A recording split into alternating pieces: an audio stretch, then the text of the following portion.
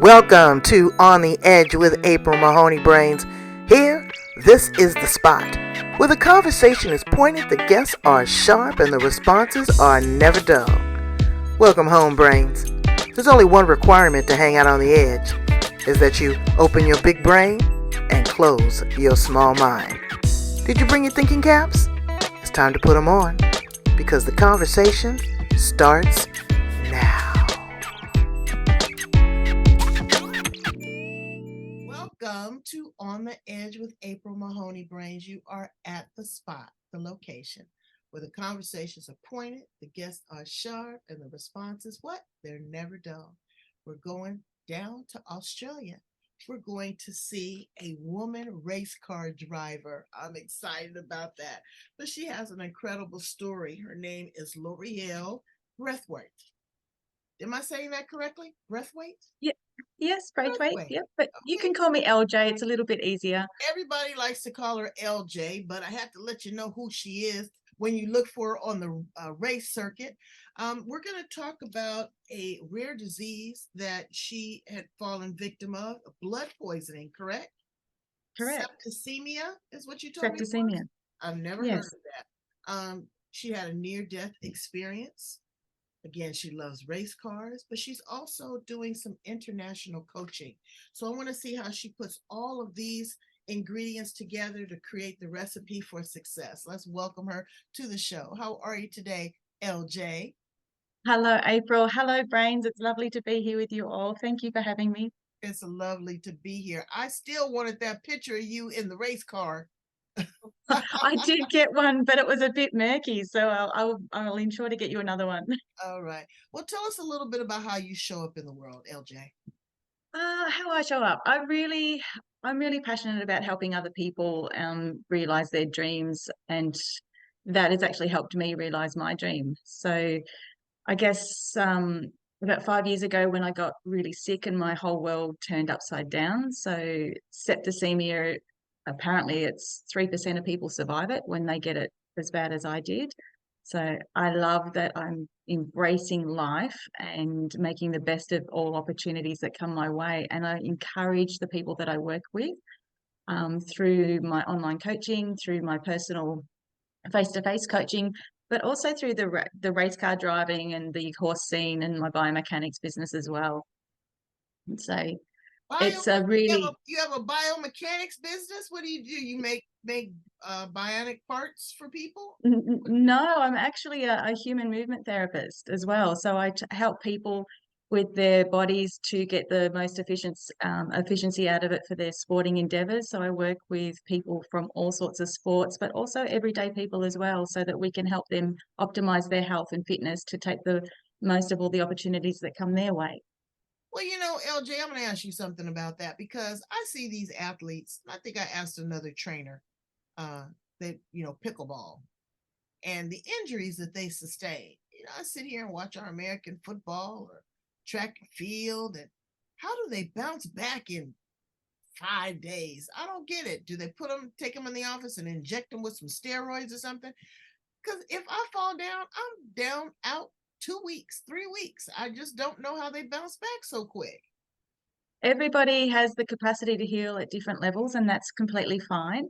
Athletes are particularly, I guess we're a little bit more stubborn in terms of we know our bodies intricately, we're fast, we're fit, we know how far we can push, but we also trust the team we have around us to keep us in that optimum health.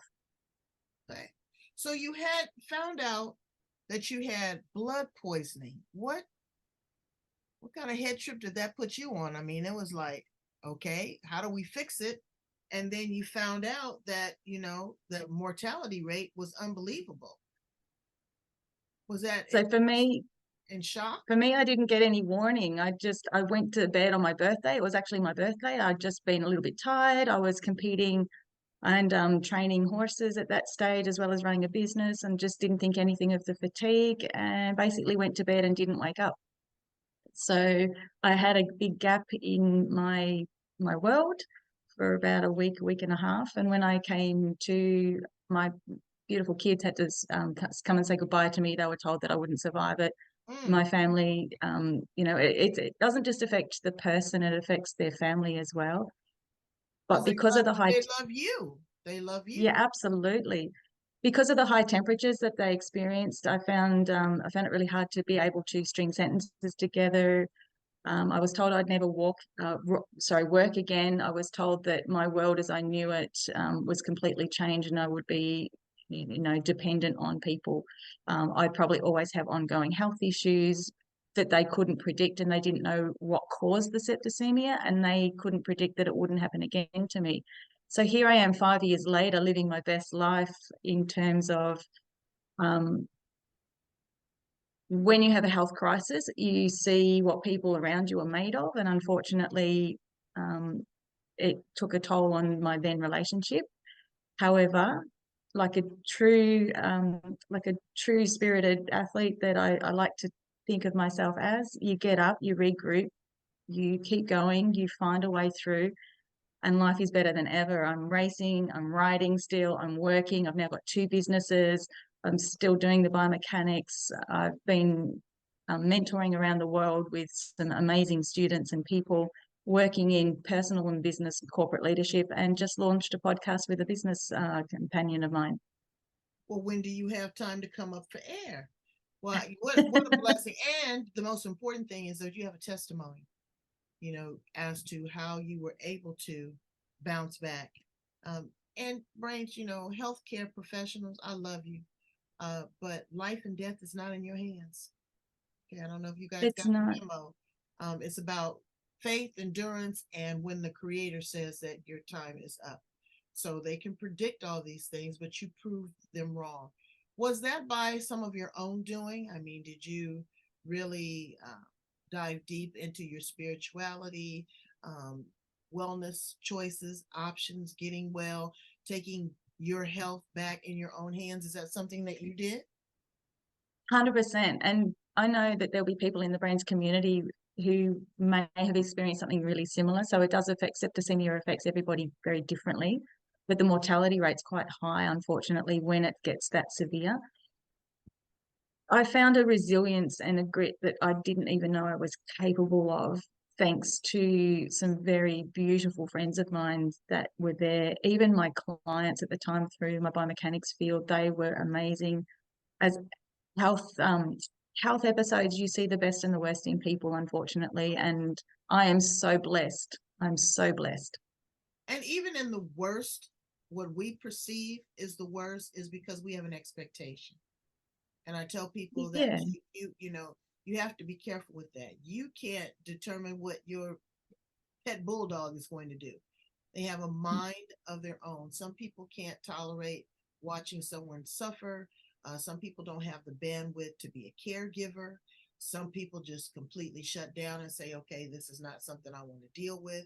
There's a lot. But then again, like you said, there's the people that are the soldiers that stand there, that hold you up, that hold space for you, that love you, that walk beside you. And not that the other people didn't necessarily love you, they just did not have the capability to do what we expect them to do. So watch those expectations, Brains. They can be pretty tricky, and they can be unrealistic a lot of times. As you work through the absolutely. process of healing, what sort of things did you do? Did you look at um, alternative medicines to, try to help you? Because blood poisoning, that's pretty intense. It is pretty intense. I did. I had every antibiotic that they were prepared to give me. So the antibiotics were not a fallback tool for me. I looked into alternatives. One thing I'm really passionate about is holistic health, because I know how it keeps me optimal. I had to totally rebuild my intestinal tract from the inside out. So being very kind and compassionate with myself. Looking at natural therapies was a really big one to get myself through. Consulted so many different people and went with what resonated with me. That's probably the biggest message I can Your say. your intuitiveness. Yes. Yes. So one thing that this whole experience or that whole experience taught me was through the borrowing the light from the beautiful people I had around me in my darkness. That's what I choose to do with the chance I've been given to be here still, because I'm not meant to be here. So Life 2.0, it's about helping somebody else find the light in their own darkness. Absolutely, absolutely. And so that light is shining ever so bright. It's a little bit about the horses. I had another guest 2, 3 episodes ago that does horse therapy, and she has a retreat, and she works with people that are recovering from addiction. They say that, horses. Now, my horse story is not pleasant. I went horseback riding, and I got on that sister, and she galloped and went. I seemed like she was going 100 miles an hour, and I was holding on. And she was big, and she was powerful, and she was in control. I wasn't in control. I was a nervous wreck. I was pulling on those reins trying to get her to stop, and she wouldn't stop. We got close to the edge of the cliff, and then she just stopped all of a sudden. I politely got down, gave her a couple carrots, a sugar cube, told her thanks, but we're walking back. And I haven't been on a horse since. Horses can smell your fear. They look at you a certain kind of way as if they're reading your mind. Tell me a little bit about your experiences with horses. Horses are really intuitive creatures, I guess, or animals. I've always had them. For me, it's about building the partnership and the relationship with the horse.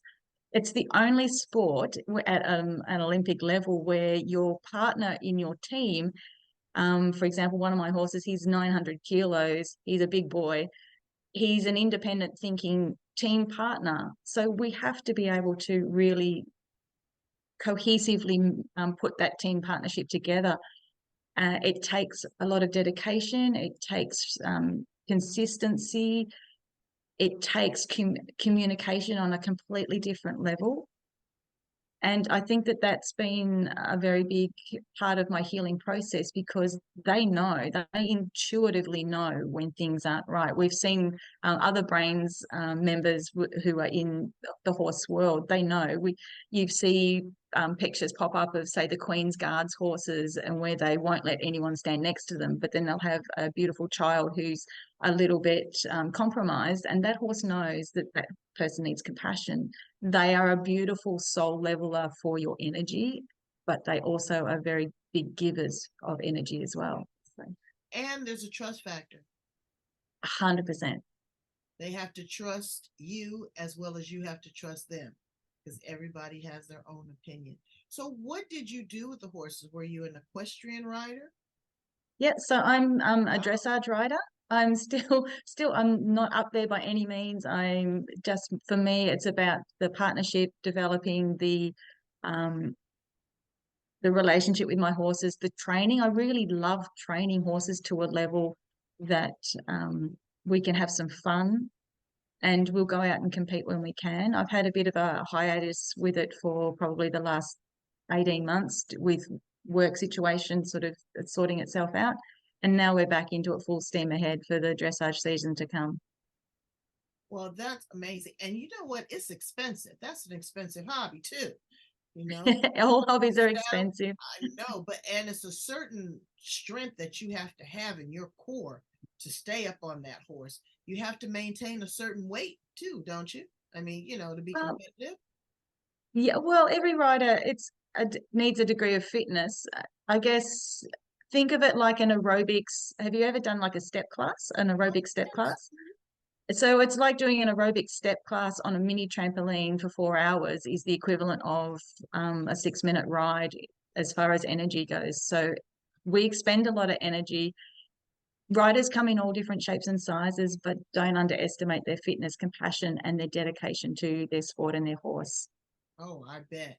So you go from a four-wheel horse drive to a 220 horsepower horse drive. Yeah. Tell us about the race car. How in the world did you get behind the seat of a race car with a helmet? Thank you so much for asking. Um, During part of my recovery, I had some beautiful friends, and I've always wanted to race as a kid, and didn't really get the opportunity to fulfill that dream. However, the saying is that when things are meant for you, they will always find a way, and the opportunity presented itself. I grabbed it with both hands. I haven't looked back. It is so, so much fun. I'm not sure if you can see the car behind me here. That's one of the cars that I raced Right. there. That's So cool. um, we've got another car as well now. So we're a two-car team, which is really awesome. It's circuit racing because there is a number of different races. I think I'm the oldest rookie, which I love. Um, it's so much fun, April. If you ever get the chance to do it or sit in the passenger seat, it is just so Well, much fun. I was in the hospital one time. I don't know if I told you this story. I was in the hospital, and the girl next to me loved the NASCAR, and I wanted to hit the morphine button and go to sleep. And I was like, what is this all about? And she was just enamored with watching these cars go 200 miles an hour 200 times around the track. I didn't see what the fascination was, but when you look at the skill, the timing, the precision, how many cars are on there, you're trying to win. But I would have such a headache, and it is very, very dangerous. But that's what people like. They like the thrill. We've had a lot of issues here in the United States where there hasn't been a cage or a barrier so much from the track and the actual audience. So we've had some pretty horrific crashes that have happened. And you don't want to think about that. But again, I guess when you've come so close and you had a near death experience before, the transition isn't as unnerving as to someone that may not know, not believe, or never seen. Tell us a little bit about do you remember a lot about your out of body experience? Um, Not enough to really know if it was true or not. It's a bit of a weird one. So there's a big gap there. Uh, there's things that I'm not sure if I remember or not. So Well, I know what is it's a little bit true of a challenging one. is that you were saved by grace. I don't know, what that looks like. There's a lot of I'm here for people. a reason. Exactly. They say that they transition, that they've seen things. What did that teach you about being grateful and about life after your recovery? Always come from a grateful heart and a service nature. My whole career, even as a kid, with any of the jobs that I've chosen to have always been in a service nature. Um, what it did is just fuel that passion to really help other people, to do it in a way that was mind, body, and spirit, to be more community minded, but also to put myself out there a little bit more because the world needs more love. They do, and you're a mere reflection of that love. Tell us a little bit about the work that you do with your clients and your coaching program. Fantastic. Thank you for asking. We've just launched our podcast, and we wanted to sort of take some of the coaching concepts onto the airways and get people thinking about their world and how that they do have choice and they do have the opportunity to make change should they choose to. Our clients are either personal clients or business clients. We get out and talk in front of groups. We love working with all groups, especially live. Building teams. I guess coaching's more about building the relationship with people, whether it be in a team environment. It always starts with you. Your relationship with yourself is the longest relationship you're ever going to have. If you can't get that one right and you don't have the respect, the boundaries, the values to hold up a mirror to yourself, all your other relationships are going to be a reflection of that, whether they be personal, whether they be community, or whether they be business relationships. So we like to go and challenge people to think more about their world, how they actually show up, and then talk to other amazing local heroes. We've got some great interviews coming up with people who are just doing their thing in a very, what they see is a very small way, but they're having a very big impact. We want to showcase those local heroes around Australia. That's really neat. And then also shed a light on that and be an example for others and the youth. I noticed that young people are different now. They're not as civically civil. Was it civic? I think it's civic minded. Civically minded. Yeah, civically minded, a lot of volunteering. Well, I take that back. It depends on certain causes. If you're talking It about does. the environment, if you're talking about food, if you're talking about technology, if you're talking about saving TikTok, you see them out in full force. When you talk about spirituality or you talk about politics or things of that nature, you don't see them engaged as much. Is that just a sign of the times? Is that not as important as it used to be? You know, I think, and this is just purely my perspective, there are a lot of amazing young people out there doing things quietly, um, because that's what suits them. Unfortunately, in a technological age, we've become disconnected. We've never been more connected, but we've never been more disconnected at the same token. And we've come across some amazing young people who are doing phenomenal things in their communities, in their schools, some of them as old as 9 or 10, that just get passionate about seeing injustices and they want to help within their little community, right? like their school group. And that is a beautiful starting point. Everybody has the capacity to make a change. If we think of the ripple effect, it only takes one person to create a ripple, and we can all jump on board with something more positive if we choose to. Exactly. But perspective is a wonderful thing.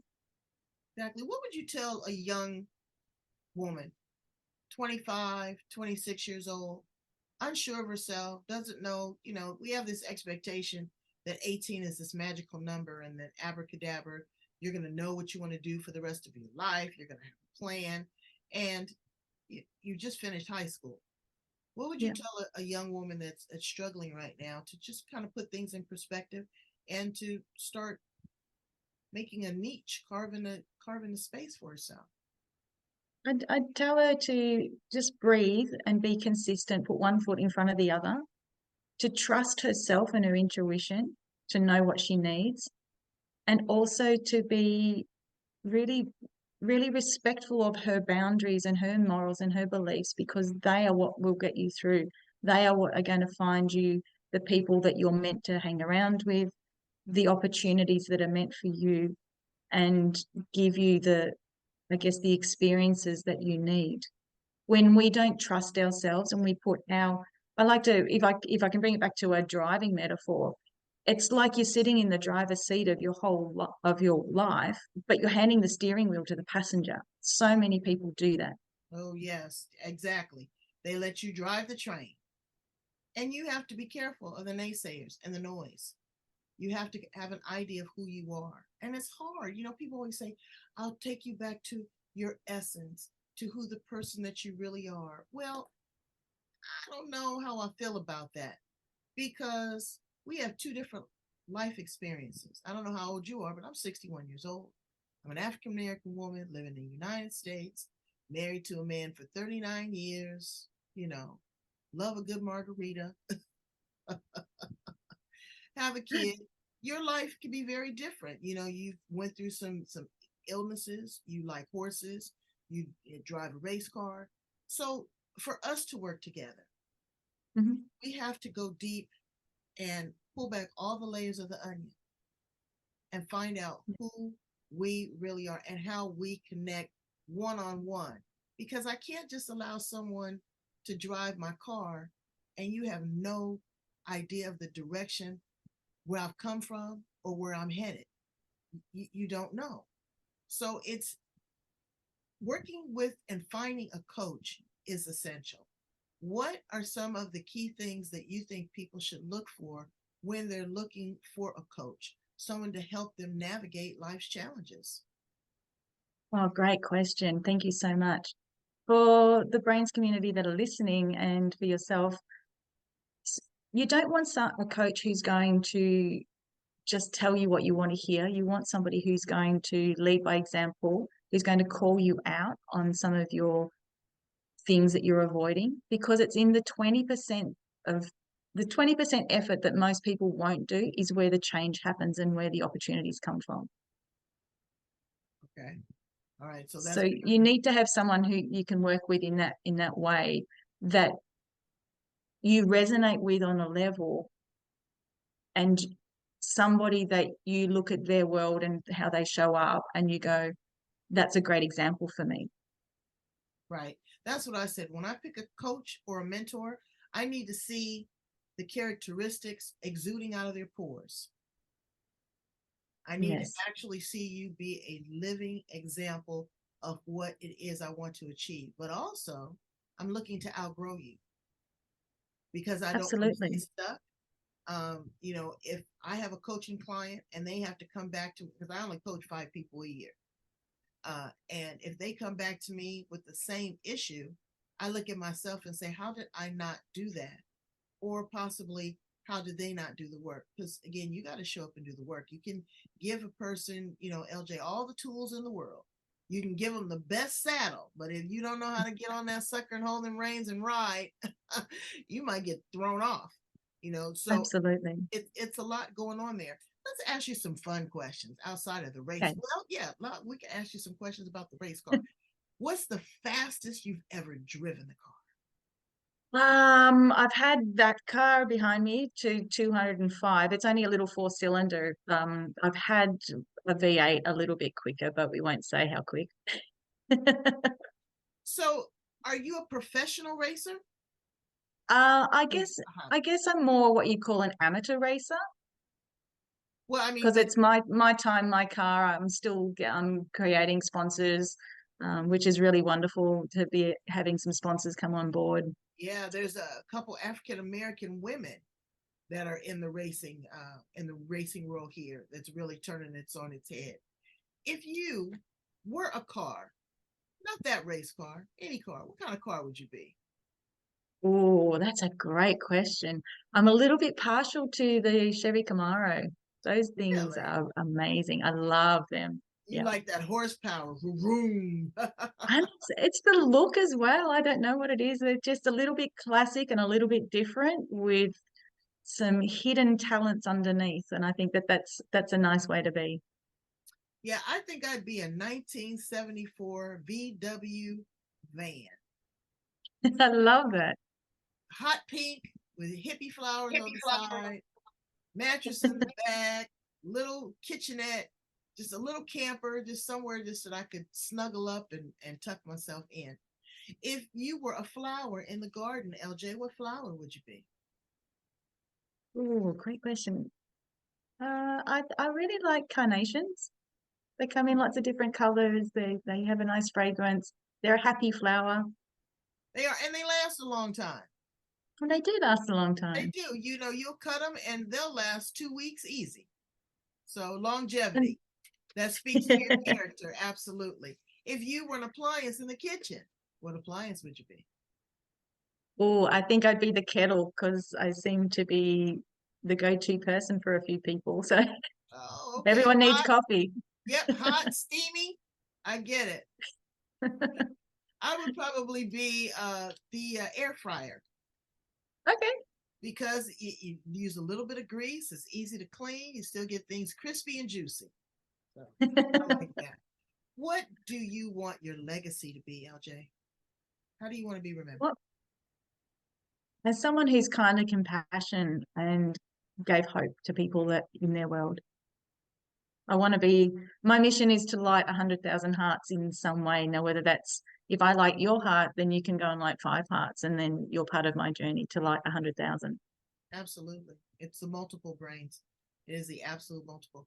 You have been a wealth of information. Thank you so much for sharing and giving and caring and being here to be a living testimony as to what tenacity and a mindset can do. And, taking care of yourself, taking your health Thank back. Tell my brains how to get in contact with you. I'd love for them to work with you, consult with you. And again, brains, she's just a point and a click away. I'm in San Diego. She's in Australia. So don't let the space fool you. How do they get in contact you. with you? We have our website, which is Coach Talk. It's CoachTorque. Got to have a little bit of horsepower in there. .com.au. You can drop us an email at admin@coachtalk.com.au. We're on Facebook.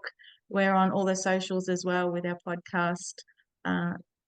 That's the best way to find me. And before we close, tell us a little bit about the premise and the podcast. What do people have to look forward to when they tune in? We have the most amazing conversations, my business partner Dave and I. We wanted to let people in on the topics that we explore as human beings. We explore coaching, how it affects people, different perspectives, random thoughts that just really spark people's curiosity around their world, their life. Come and join us, come and join in, and let us know what people think about the podcast. Exactly. And it's so important, Brains, that when you go in and you take a listen, we value and honor your time, because we couldn't do what we do unless we have people like you that tune in. So I need you to go Absolutely. right here. Love, like, share, and subscribe. Love, like, Absolutely. share, and subscribe to my podcast as well as LJ's. Leave a comment. Let us know what you're thinking. Give us some feedback. Is there anything that you might want us to cover? Is there something that, we can agree to disagree, but not be disagreeable about? All these things is stimulating a conversation and its growth. And that's what we need to do, because people nowadays are seeming to be in this deafening echo chamber, and they're reverberating negativity. They're not leaving themselves any space to grow. They're getting stuck. And so we don't want to do that. We want to let you know that there's still fertile soil. Plant your feet in solid ground, water it, cultivate it, but also extend an olive branch to others. Thank you so much, LJ. You are the business. Keep racing, girl. I'm watching. Thank you so much, April. Thank you, Brains. All right. Bye bye. Bye, Brains. Bye bye.